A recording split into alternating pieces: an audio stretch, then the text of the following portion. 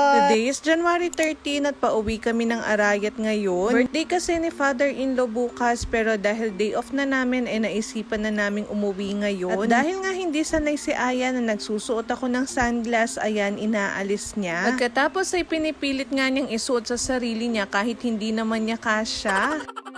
At talaga namang hindi ka na maiinip sa batang to kapag nagbabiyahe dahil nga sobra na yung daldal niya.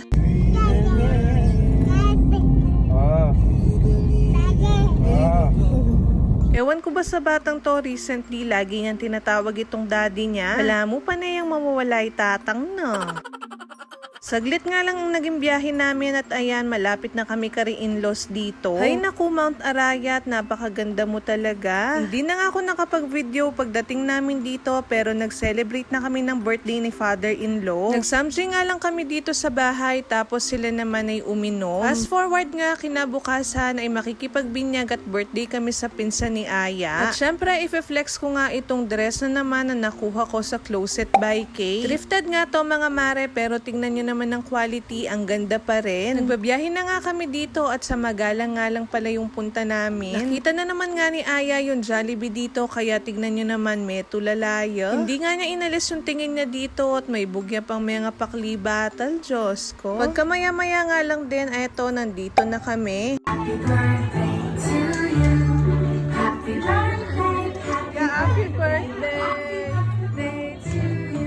Sakto nga lang din pala yung dating namin dahil kinakantahan na nga yung birthday celebrant. Dito nga ay sabi ko kay Kay, picturean ko yung dalawang bata para nga meron silang mga remembrance. Mas matanda nga lang ng mahigit 2 weeks itong si Aya, kaya naman sure ako pag lumaki tong mga to ay magkaibigan at magkasundo talaga. Meron nga rin pala silang KTV dito na air condition, kaya naman dito muna kami nagstay ni Aya dahil mainit sa labas. At nung hapon na nga ay nauna na kaming umuwi kari-in-laws. At naisipan nga namin siyang ibili ng cake dahil ngayon nga yung pinaka-birthday niya bale. Ang alam nga nila dito ay diretso na kaming uuwi sa amin, pero napagdesisyonan nga namin na hintayin na sila sa kanila para nga ma-surprise din siya. Si Kay nga at si Mr. Cortez na lang yung bumaba dyan para bumili ng cake, kaya naman eto pinadede ko muna si Aya habang naghihintay. Nag-video nga rin ako dito para kako meron ako ma-post na selfie ko. Kaso tignan nyo naman yung trip ng batang to.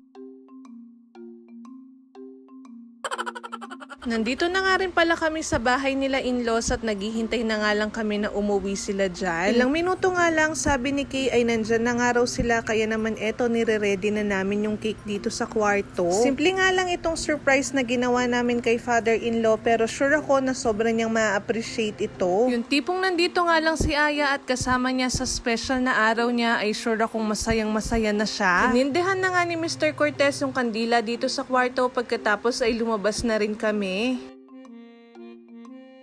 Happy birthday to you. Happy birthday to you.